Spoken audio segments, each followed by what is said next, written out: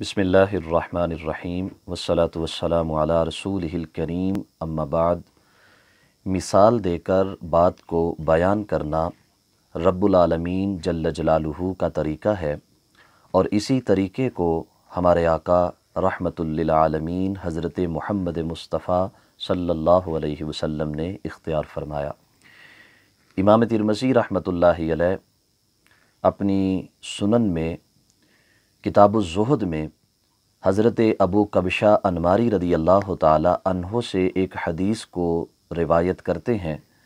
जिसमें हमारे आका सल्लल्लाहु अलैहि वसल्लम ने इस दुनिया की मिसाल चार लोगों की मिसाल बयान करके इरशाद फरमाई है। इरशाद फरमाया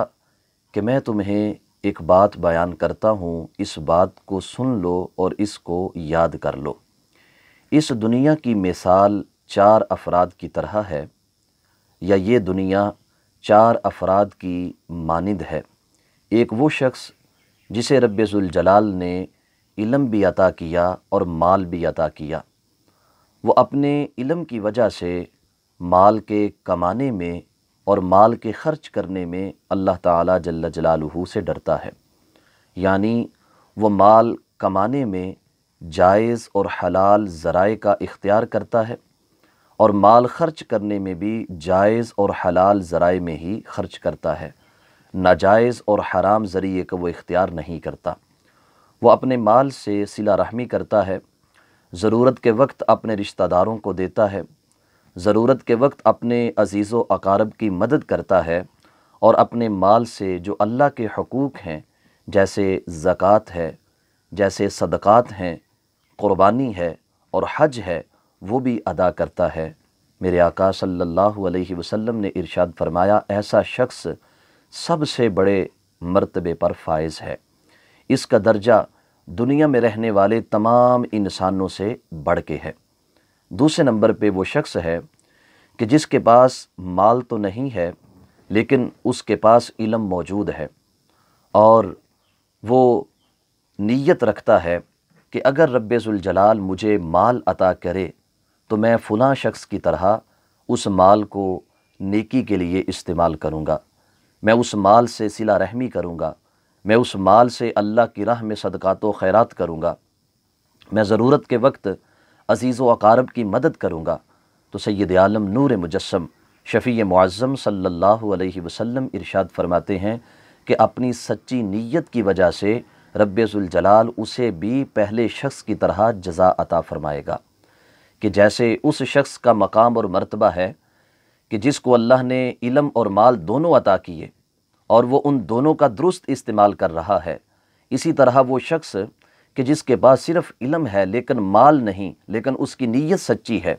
उसका इरादा दुरुस्त है और वो ये चाहता है कि अगर माल मिल जाए तो मैं उसे नेकी की राह पे ख़र्च करूँगा, तो उसकी नीयत सच्ची होने की वजह से और उसकी नीयत दुरुस्त होने की वजह से रब्बे ज़ुल जलाल उसे भी पहले शख्स जैसा अजर अता फ़रमाता है। तीसरे नंबर पे मेरे आका सल्लल्लाहु अलैहि वसल्लम ने इरशाद फरमाया कि वो शख्स कि जिसे रब्बे ज़ुल जलाल ने माल अता कर रखा है और वो उस माल को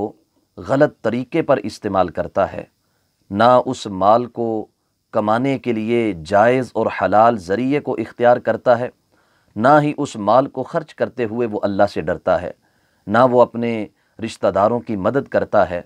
ना ज़रूरत के पेश नज़र वो अपने अज़ीज़ व अकारब के काम आता है और ना ही वो रब्बे ज़ुल जलाल के हुकूक अदा करता है, तो ऐसा शख्स बदतरीन दर्जे पर है। लोगों में सबसे जो निचला मकाम है वो इस शख्स का है और खुदा ताला जल्ल जलालुहु ऐसे शख्स से नाराज़ है। और चौथी मिसाल उस शख्स की है कि जिसके पास ना इल्म है और ना ही माल है, लेकिन वो ये नीयत रखता है कि अगर मुझे माल मिल जाए तो मैं फ़लाँ शख्स की तरह, यानी जिसने रब्बे ज़ुल जलाल से रब्बे ज़ुल जलाल से ताल्लुक़ तोड़ के नाजायज़ और हराम ज़राए से माल कमाया, नाजायज़ और हराम ज़राए में ही उस माल को ख़र्च किया, वो नीयत रखता है कि मैं भी बिल्कुल उसी की तरह नाजायज़ और हराम ज़राए से माल को कमाऊँ,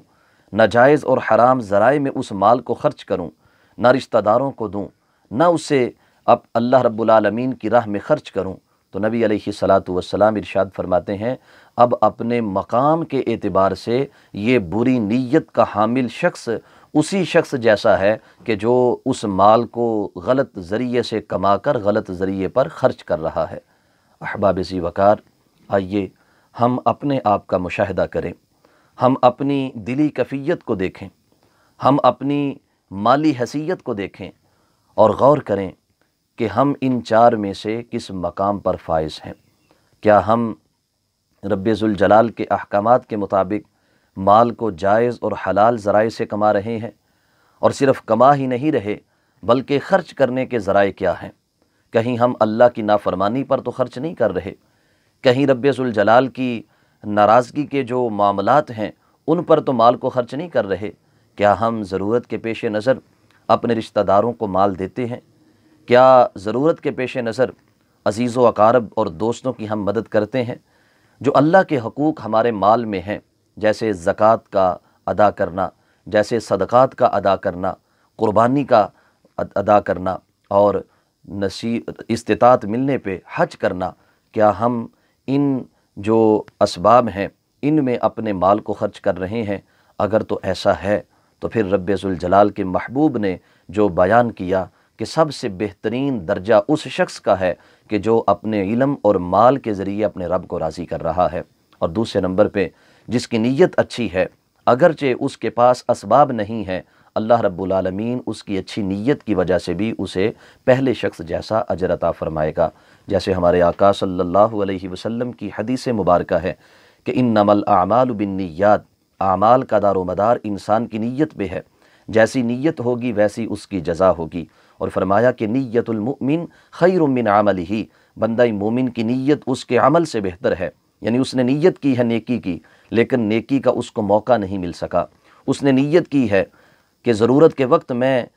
اپنے عزیز و اقارب کے کام آؤں گا، ان کی مدد کروں گا، لیکن ضرورت کے وقت اس کے پاس مال ہی نہیں کہ جس کے ساتھ وہ مدد کر سکے۔ رب ذوالجلال اس کی بہترین نیت کی وجہ سے اسے رشتہ داروں کی مدد کے اجر سے محروم نہیں فرمائے گا۔ اور اسی طرح جس شخص نے مال کو غلط طریقے سے کمایا اور غلط طریقے سے استعمال کیا، مال کے آنے اور جانے کے ذرائع اللہ کی ناراضگی والے ہیں، تو ایسا شخص بدترین درجے پر ہے۔ اور جو اس جیسی نیت رکھتا ہے، اگرچہ اس کے پاس نہ مال ہے نہ وہ اسے غلط طریقے پر استعمال کر رہا ہے، فقط اس کی نیت کی برائی کی وجہ سے اس کا مرتبہ بھی وہی ہوگا جو پہلے شخص کا ہے۔ اللہ احکم الحاکمین ہمیں اپنی نیتوں کو درست رکھنے کی توفیق عطا فرمائے، اور اگر ہمیں مال ملے تو اس مال کو رب ذوالجلال ہمیں اپنی راہ میں خرچ کرنے کی توفیق عطا فرمائے، اور اس مال پر جتنے حقوق ہیں ان حقوق کو ادا کرنے کی توفیق بخشے۔ وآخر دعوانا ان الحمد للہ رب العالمین۔